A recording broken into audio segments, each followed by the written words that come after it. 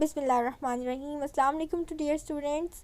कैसे हैं आप सब लोग? उम्मीद करती हूँ बिल्कुल खैरियत से होंगे और पिछला टॉपिक अच्छे से समझ आया होगा। आज हम लोग पढ़ेंगे vitamin B5 also known as pantothenic acid. हम इसकी फॉर्मेशन और इसके जो कंपोनेंट्स हैं सबको बहुत डिटेल से पढ़ेंगे।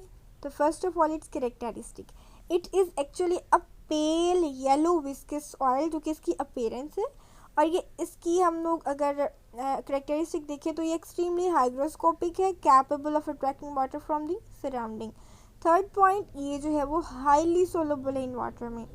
फोर्थ पॉइंट, ये जो है स्टोर कहाँ होता है? Store in liver in the form of coenzyme A. Now comes it's formation, that how it forms.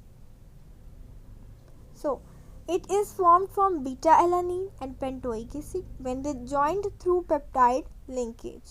जब बीटा एलानिन और पेंटोइक एसिड जो है वो ज्वाइन करेंगे थ्रू पेप्टाइड लिंकेज, तो जिस चीज़ की फॉर्मेशन होगी उसको हम लोग कहेंगे pantothenic acid. Now comes it's commercial form. Commercial form जो है ये कैल्शियम पेंटोथिनेट में यूजुअली प्रेजेंट होता है। और किस तरह की अपीयरेंस होगी? वाइट माइक्रोक्रिस्टलाइन सॉल्ट होता है। और ये भी जो है वो बहुत जल्दी वाटर में सोलुबल होता है। और नेक्स्ट कम्स इट्स हिस्ट्री।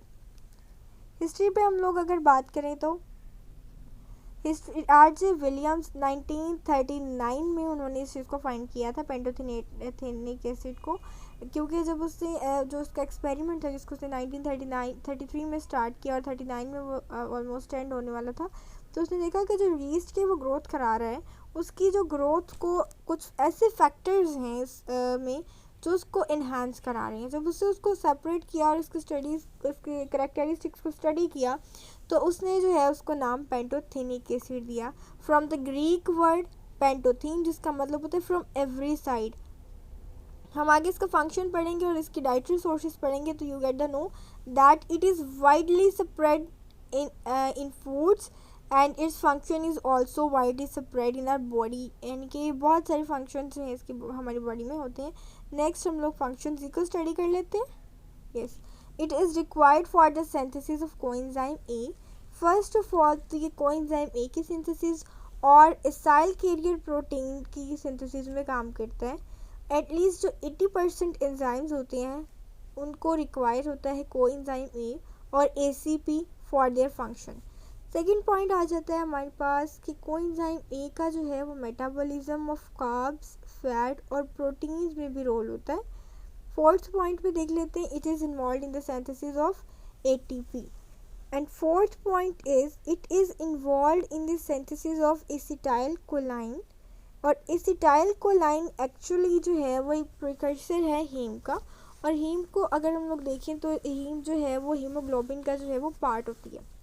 ठीक है, सो हीमोग्लोबिन हमारे बॉडी में क्या काम करती है? तो आपको पता होगा कि एक ऑक्सीजन कैरिंग प्रोटीन है हमारी बॉडी में, हमारे ब्लड में, जो कि प्रेजेंट होती है। ठीक है, नेक्स्ट इसका फिफ्थ वाला जो है फंक्शन देखते हैं हम जी।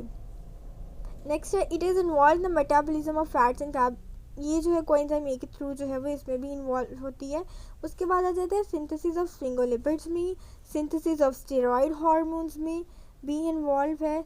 आगे है it has important role in healthy hair. जो हमारे हेयर फॉलिकल्स हैं उसको नरिश करता है और हेयर ग्रोथ में प्रमोट करता है। लास्ट चीज़ का है कि ये स्किन हेल्थ में भी बहुत अच्छा रोल है इसका।